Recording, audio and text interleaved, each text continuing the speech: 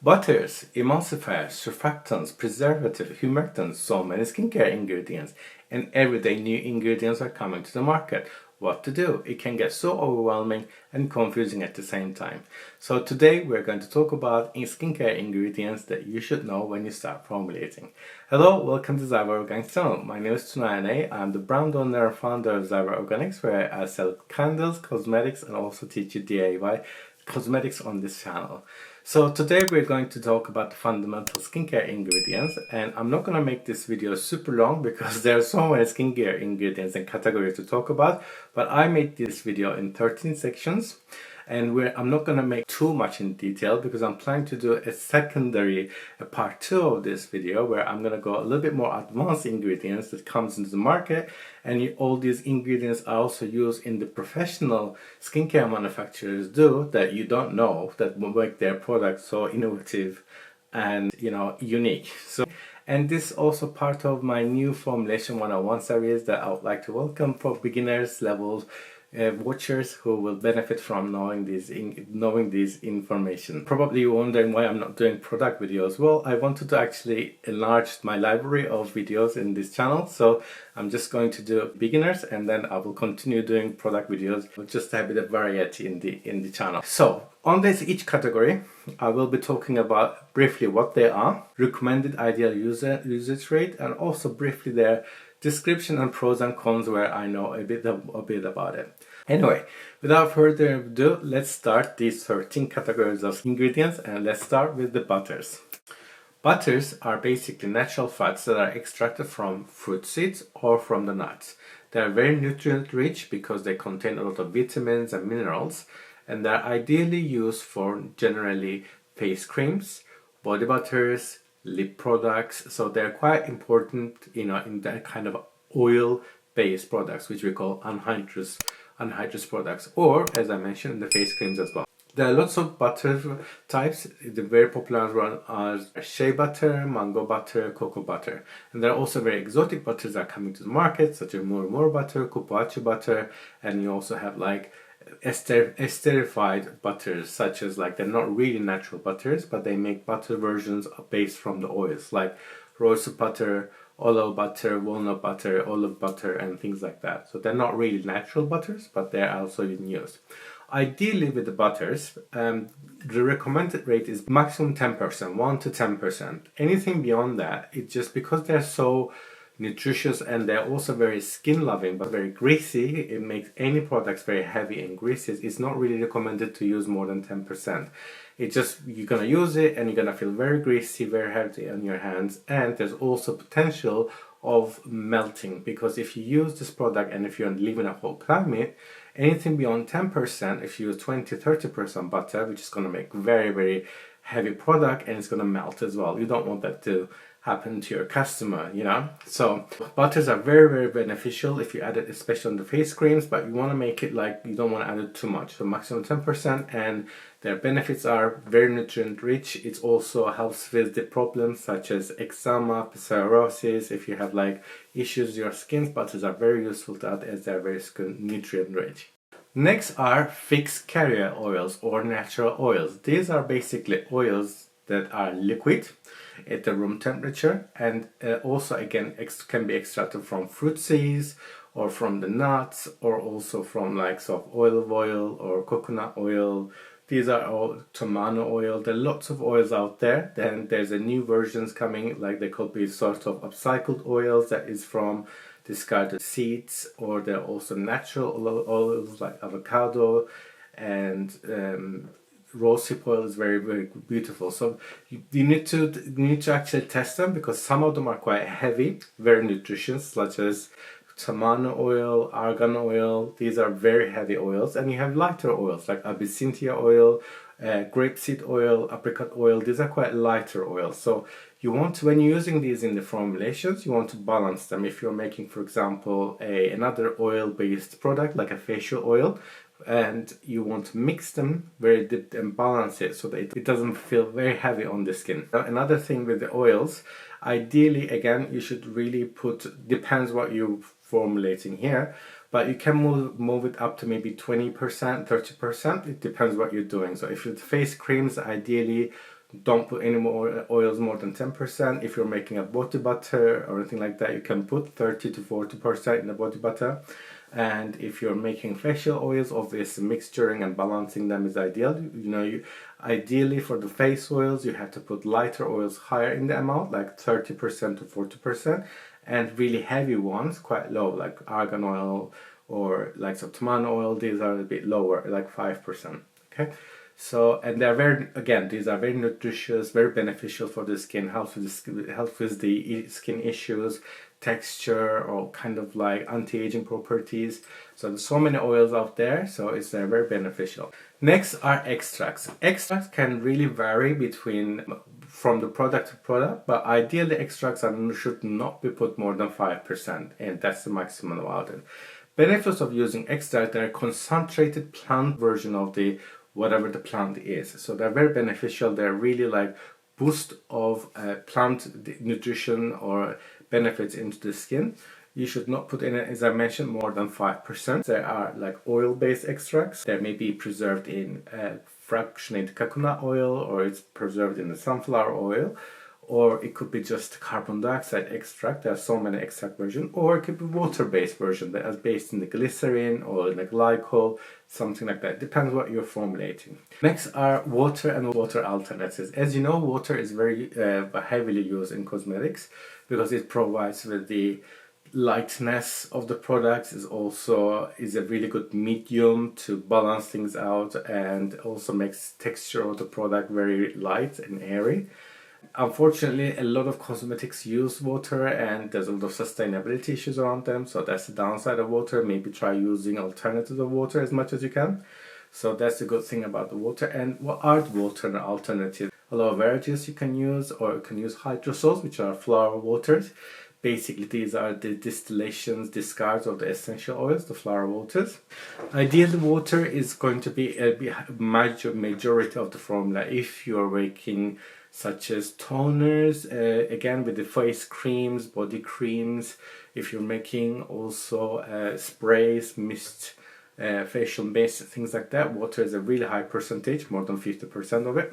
Depends again what your product you're formulating. But if you're making a water-based product, it's going to be really high percentage of the pro formula. It's going to be water and water alternatives. Next are humectants. Basically, humectants' jobs are actually provide moisture that grabs from the air into your skin. So that's what's there. Just provide constant moisturization to your skin. What are the main humectants? You got glycerin, propanediol, pentylene glycols, all kinds of glycols that you use, but these are the main ones that you can use. The main function, as I mentioned, is to provide constant moisture to your skin. That goes normally in the water phase of the formulation. Ideally, maximum 10%. Face creams, you can use it up to 10%. If you're doing some kind of mist or maybe like a serum, you can use again around 10%, 7% of these kind of rates are normal for these if you're making serums, water-based serums. Next are emulsifiers.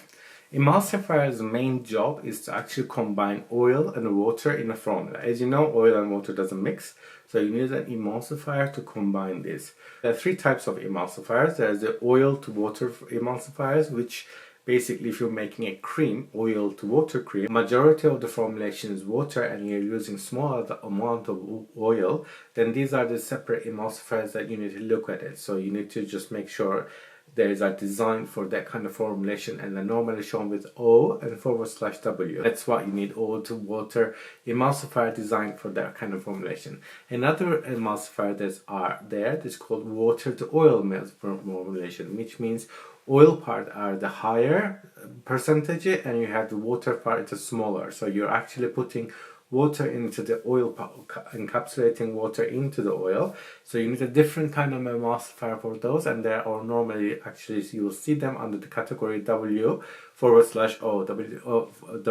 emulsifiers, and they're completely different. Some of them are liquid, some of them can be in the butter form or wax form or like flakes form, so you need to look at that. So that's the second term.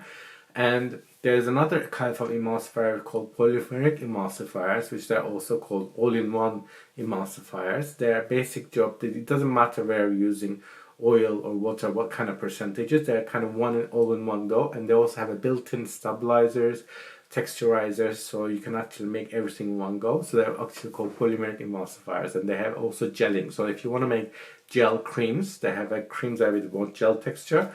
Those are the emulsifiers, and you should all go. And they're what are they great about those kind of emulsifiers that actually have quite stable, so you don't need to add extra stabilizers in it. Normally oil to water, it depends what you're making. If you're making solid cream, then you need to use around 4, maybe 5 to 6, 7%. If you're making a serum, you can use these kind of emulsifiers in a lower amount, like 2%, 1 to 2%. Water to oil amount is the same. You need to use around, maybe depend what you're formulating. There are a lot of exceptions. So these are the general around 3 to 4%.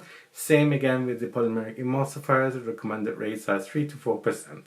Okay, so these are the emulsifiers, and they also have a lot of benefits as well. They add, for example, extra moisturization. They maybe also improve the texture, because every emulsifiers and how they are obviously behave, it depends, but and what kind of texture they produce is also depends. It's all, you need to like make a lot of trial and error for that. But generally, the basic functions in the summary: oil to water, or whatever the water to oil emulsifiers job is actually combine oil and water. Next are surfactants. Surfactants are actually compounds that work by breaking down or lowering the tension between two materials, such as oil and water and dirt, or air and water. So they work in the surface tension area. The origin of the word surfactants actually means surface active agents, hence the word surfactants. They are actually very versatile molecules. They have two parts of these molecules. First, the head part, which is the water-loving part, which is also called hydrophilic, and the other part is water-hating part, which is the tail part, is called hydrophobic. That's why they're quite versatile, because they're not only used in cosmetics, but they're also used in other industries, such as coatings, detergents, and so on. So they're very, very versatile. There are 4 categories of surfactants. First one is called anionic, which has a negative charge on its head, on the head part. Then you got cationic, which is the positively charged on the head. Then you got amphoteric, which is both negative and positively charged head. And last and finally, there is no charge, which is called non-ionic surfactants. Anionic surfactants are actually very good at foaming, so they're excellent foaming producing surfactants. They're generally used for cleaning or shampoos or any other product that needs a lot of good foaming, and they're excellent lifting at dirt particles, so that's why they're very, very used in this kind of cleaning agents. However, they're quite harsh. They're normally accompanied by secondary surfactants which counteract the harshness of these anionic ones. The examples of anionic surfactants are sulfates, sarconizates, SELS, SLS, all these kind of sodium-based surfactants, isonatonates, and so on. These are very excellent in cleansing and foaming, but they're quite harsh. Next are cationic surfactants. These are also very harsh, and they have a positive charge. They are not normally used in the facial cleansers, and these are actually used mainly in the hair and hair conditioners. The examples of these cationic surfactants are cetrimonium chloride, cetrimonium bromide. All these kind of agents, surfactants, are actually called cationic. They're actually good examples of cationic surfactants. And they also work excellent in hair conditioning, because they actually bond with the negative charge of your hair follicles with their positive charge, and actually stay there and cover it. That's why your hair stays so soft using cationic surfactants. Amphoteric surfactants, they both have the negative and positive charge. They're actually quite milder, and normally they use as a secondary surfactants, such as in the cleansers, facial washes. Examples of this cocomethyl betaine, which is a secondary surfactant that actually used in a lot of the shampoo or kind of cleansers, and they're actually quite milder. And also they actually don't produce much of a foam, so they foam less. That's why they're actually added as a secondary to, for example, anionic surfactants with the sodium SLSs to kind of mate the harshness of the anionic ones with a primary secondary surfactant like a cocomethyl betaine to counteract the harshness. Lastly, we have non-ionic surfactants. These actually don't even foam. They don't have any charge, and they're actually used in sort of emulsification purpose. The examples are like glyceryl stearate, glyceryl oleate, so that's why they are ideally to use in oil-based products like cleansing balms, and then actually they do micro emulsions, so that's why they are really good. Non-ionic surfactants are really good for these kind of products. So in conclusion, it depends what you want to formulate, but if you're doing a lot of shampoo or any sort of conditioner, you need to adjust, choose your surfactants based on that, and the usage rate depends on the products you're going to do. For example, if you're going to make shower gels or facial gels, you can use 15 to 30% anionic surfactant, accompanying it by 5 to 10% non-ionic surfactant to counteract the harshness of the anionic surfactants. So it really depends on what you want to produce, what you want to make. So there are a lot of options out there, and there's synthetics and natural versions as well. A lot of the times coconut or palm oil is used to produce surfactants, but there's also synthetic ones out there. So it's a quite big subject of surfactants, but generally you need to do a little bit of research to understand them. But that's basically the overall view of surfactants, and especially it depends what you want to produce. Again, if you're doing like conditioners, you need to add cationic surfactants. If you're doing balm cleanser, you want to add just non-ionic surfactants and so on, just to even understand them. So you might want to do a bit of research, but this was a basic overview of surfactants. Next are essential oils. Essential oils are actually basically extracts of plants. They're basically essence of a plant extract. They're quite used especially in aromatherapy because they're oil-based substances, and they actually have good benefits, but there are lots of controversies around them, and there's some sensitivities around them because they're such a potent essence of plants. So there are a lot of essential oils out there. So you have like lavender essential oil, peppermint, eucalyptus. They all have benefits. Lavender, for example, is known for being calming essential oil, and you don't need to use a lot of these. These are actually quite very potent essential oils. In cosmetics, especially if you're using facial skincare, when it comes to essential oils, you have to be a little bit careful about with these. So there are quite cons about essential oils. There are quite nice benefits because you can make nice perfumery, you can either maybe a signature scent. But when you're using the skincare, especially on the face, you have to be very careful. The usage rate for the face is up to 0.5%, maximum 0.8, depending what kind of essential oil you're using. For the body part, you can use up to 1%. The main guideline of essential oils, you need to look at what we call International Fragrance IFRA scent profiles, basically allowed rates, because they have these essential oils contain chemical compounds like linalool, citronol, farnesol, geraniol. These kind of compounds are quite sensitive. People can get really or make allergic reaction to it. That's why you have to be really careful with essential oils when you're formulating it. That's the downside of it. And you need to look at the documentation provided by the supplier to see what is the amount of these, and you have to make calculations based on the limits, basically. And there's a big trend going on fragrance-free skincare, and there's an anti-essential oil movement, allergic reactions that people can develop, but you can use very small amounts and you can get away with it. Something like 0.1, 0.2. I mean, at the end of the day, for example, if formulating a cream, if you want to add a touch of scent just to give the boost to mood, you can add it. You can also use floral waters, which is a byproduct of essential oils.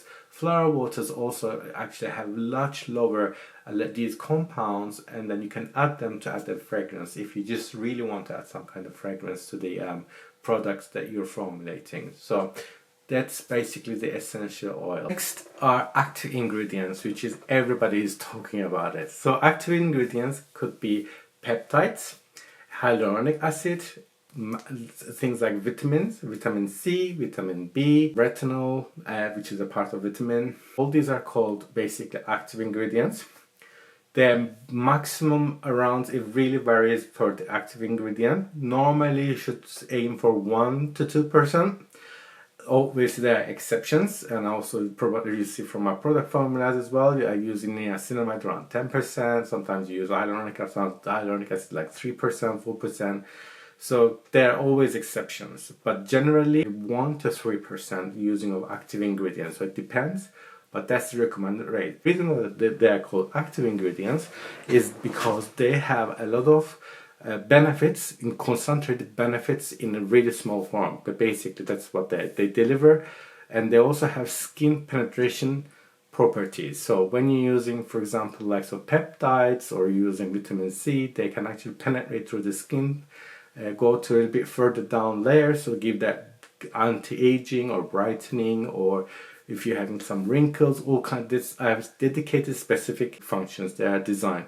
They can be natural, they can be synthetic, depends how they're being produced. Okay, so you need to read it through the product ingredient suppliers, and if you want to know about how to actually research ingredient suppliers, you can also look at my video about it. Waxes. So waxes are very depend again what you're formulating, but waxes are actually could be beneficial. Their main function is actually provide hardness or body to whatever the product you're doing. For example, body butters. You can use waxes also in small amounts in face creams. You can use any kind of solid like deodorant sticks, or if you're making lipsticks, lip balms, any kind of form, you can use waxes for that. There are many different forms of waxes. You have hard waxes, soft waxes, and they normally depends what you're producing. If you're making balms, ideally it's between 10 to 15% wax. If you're making creams, you can use around 3 to 4%. And if you're making lotions, you can add again smaller amounts. And so these are but mainly wax's job is to bring body and texture, and also they have benefits as well. So they can bring lightness, soft, they can bring incredible texture. They have, for example, soft waxes can make the products feel really amazing. They're really great texturizer, and also have like moisturization benefits or texturizing benefits and so on. So these are the waxes. So many great waxes out there. Obviously, my famous one is the beeswax, but now you have all of the plant-based waxes like sunflower wax, you have olive wax, you have jojoba wax, you have berry wax, you have a lot of wax out there. Carnauba wax, candela wax. These are very, it depends their functions. Some of them, as I mentioned, quite soft. Some of them have a glossy effect. Some of them have matting effects and can be quite brittle as well. So just have a research through them. And yeah, so those are the waxes. Next are gums. So gums again is basic, their main job is to stabilizers and thickeners. So you add gums into a formulation to make your formulation or the product thicker, basically, because that's what they do. They have very low amount of use, so maximum between 0.5 to 1%. Again, it depends on the formulation guidelines, but if you're using common gums like xanthan gum or guar gum, these kind of gums are between 0.5 to 1%, and they're mainly added into, for example, if you're doing water-based product and you want a make a gel, definitely you need a thickener, something like a xanthan gum, or there are lots of gums out there, guar gum, and now there's also specialist ones like synthetic ones that are quite famous like Sepimaxan and these things. So there are lots of gums out there. You can actually try them, but you just want to adjust it. If you want to make sort of like toner, like a little bit thicker toner, you can add just a very low amount, or you can add a little bit higher amount just to make a gel. So it depends what you're producing, but again, it shouldn't go more than 1%. We have antioxidants and preservatives. So antioxidants is there to protect the precious oils that you input into the oil-based formula. And if you're making like anhydrous, which is oil-based formula, you add the vitamin E to protect the oils from antioxidization. You have a couple of, again, these are around 1.8 to 1%. And again, the function is basically to protect the oils from antioxidization. And the other thing is that there are a couple of antioxidants. The most popular is vitamin E, which has a couple of versions, like 70%. And vitamin E is also called tocopherol. So you can, this is the main inky function of vitamin E. There's also grapefruit extract, which is not really recommended, but you can use the grapefruit seed extract. And you can, and also another one is called rosemary extract. Rosemary extract is quite potent, so you don't need to use too much of rosemary extract, just maybe 0.1. Can you combine vitamin E and rosemary extract? Absolutely, you can, and it just enhances their antioxidant capability. Preservatives is quite wide range, but the main function of preservative is to protect the product from any kind of like microbial actions It could be bacteria, fungi, or any sort of like microbials that could affect the product. Remember, if you're also adding water into your product, you create a medium where these kind of germs and bacteria can produce and reproduce and make your product foul, basically. So the main function of preservatives, and you need it for the shelf life, because if you're adding it, you can now say you've got 2 years, 1 year, maybe 24 months of shelf life. Depends on the obviously the preservative type used. There are natural ones, there are synthetic ones. The one I use quite a lot is called Preservative Eco, which is GeoGuard ECT. It's a natural Cosmos approved preservative. But you are also very popular synthetic ones like Optifen, Euxil. There's also GeoGuard ECT. So GeoGuard Ultra, for example. So there are quite a lot of them, and it also depends on the pH range you're doing it, because some preservatives can't work on the lower end or the higher end of the pH. If you're using a wide spectrum, what we call like from 3 to 8 pH, then you can use a preservative according to that. Normally, the preservatives, when you look at the description, it tells you this is like a wide spectrum or not spectrum, or it only works in some certain pH rate. So just look at that. Generally, it's recommended to use 0.8 to 1%. Depends on the product, but that's recommended rate. Some preservatives may need a little bit more. Just look at the formulation guidelines. So it's going to be long, but I just touched almost every part of the skincare ingredients. I am going to do hopefully a next version, which is kind of more advanced ingredients that are used especially by the skincare manufacturers, such as like esters.